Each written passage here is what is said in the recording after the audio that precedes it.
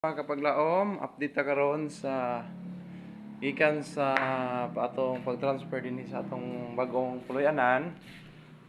Dara na naghalay na ta sa mga gipang labhan nga duha ka semana nga wala gyud in taw nahalay nga basa, pero praise the Lord kay wa gyud siya naunsa bisag talumtom gamay, wa gyud ta nakita ang talumtom gamay.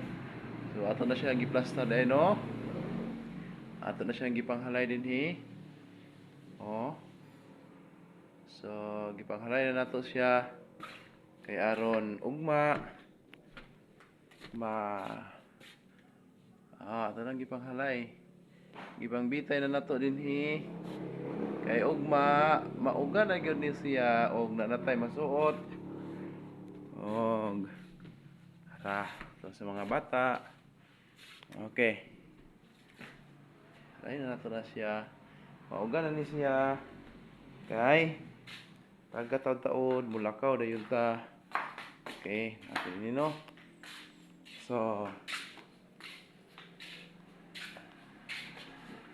ano ato nga panimalay din Okay. So, ito mga hinalay, ato nang ipangbitay. Wala ra gyud siya naon sa intawon. Praise the Lord. Og mag-update na din Sinoy-noy perting bisiha. Pati panglimpyo ginoy-noy din Dito matug.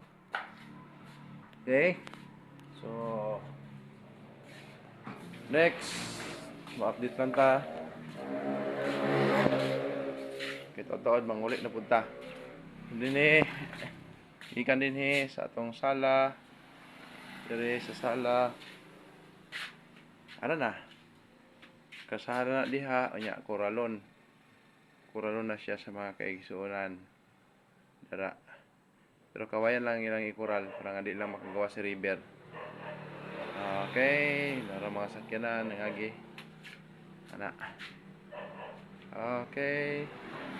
Tuara sakyanan, tuara. Okay, tuara. Okay.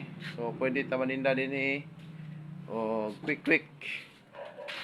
Ang sa tinda na to din Okay, dako man yun yung balay Ara pa Dako kayo dyan nga balay. Pero limpyohan na palagi.